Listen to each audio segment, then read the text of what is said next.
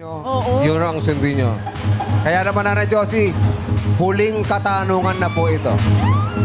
Huling tanong, 35,000 o 350,000 na kailangan sagutin ng tama. Pot o lipat?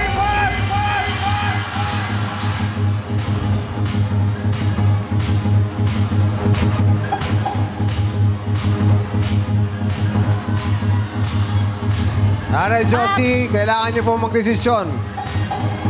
Ano ang pipiliin niyo? Pot o lipat?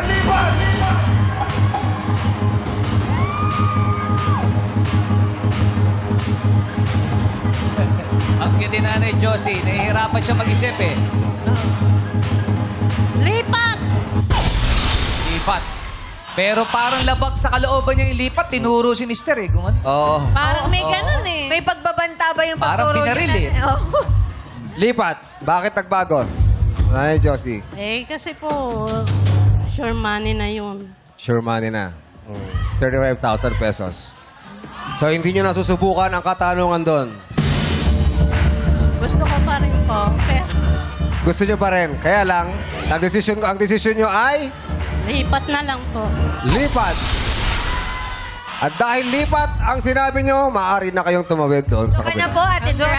At kunin nyo na ang 35,000 pesos. Congratulations sa ate. May 35,000. Palakpakan natin si Nanay Josie. 35,000 pesos. Pero Nanay Josie, subukan natin kung masasagot mo ng tama ang kasagutan. Try lang Ang po. tanong.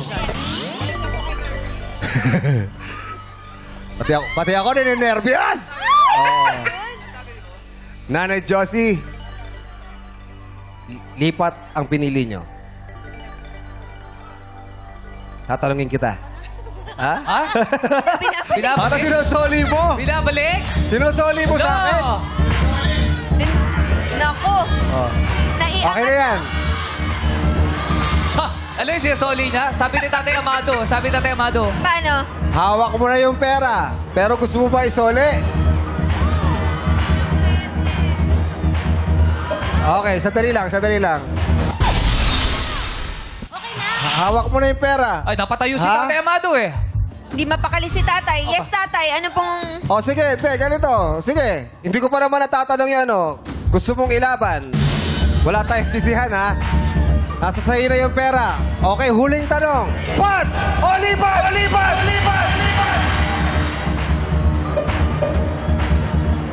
Pat! Pat!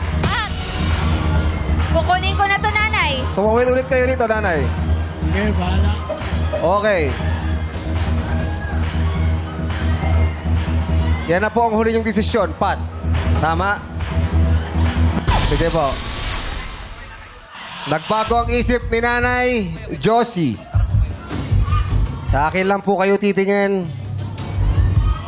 Meron po kayong 5 segundo para sagutin ang katanungan. Kailangan sa 5 segundo masagot nyo po.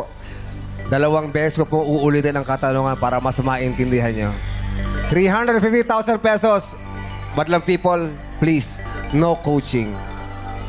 Dahil pag may narinig po kaming sagot, hindi po namin tatanggapin ang sagot ni Nanay Josie. Nanay Josie, pinagpalit mo sa 35,000 pesos.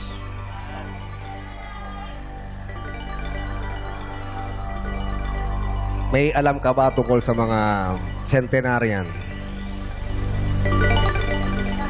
Ha? Nanay Josie? Centenarian. Oo. Centenarian. Centenarian, yung 100 years old. Mm-mm. Di ba? Nakakatanggap yan ng pera. Oo. Alam ko may 100,000 yan. Di ba? Sa national kapag nakapag 100 ka.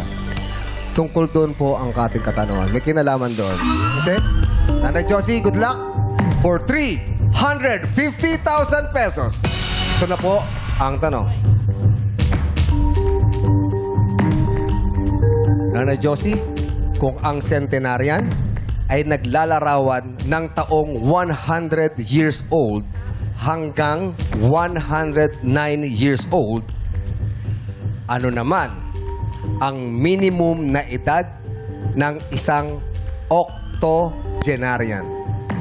Octogenarian. Ulitin ko po. Kung ang centenarian ay naglalarawan ng taong 100. Naglalarawan ng taong 100 years old. Okay? Ulitin ko po Kung ang centenarian ay naglalarawan ng taong 100 years old, okay? Naglalarawan ng taong 100 years old hanggang 109 years old, ano naman ang minimum na edad ng isang octogenarian? Meron po kayong 5 segundo. Nanay Josie. Ilang taon yan? Minimum po, yung minimum. Okay. Ng octogenarian. Ng octogenarian. 5 seconds po, Nanay Josie. Go. 120 years old. 120 years old ang sagot ni Nanay Josie. Tama kaya ang 120 years old? Sa tanong na, kung ang centenarian ay naglalarawan ng taong 100 years old hanggang 109 years old, ano naman ang minimum na edad ng isang octogenarian? Ang sagot niyo po ay 120 years old. For 350,000 pesos, Nanay Josie, 120 years old is...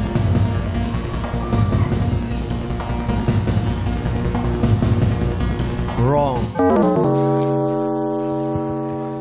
Sorry, Nanay Josie. Mali po ang 120 years old. Dahil ang tamang sagot ay... 80 years old.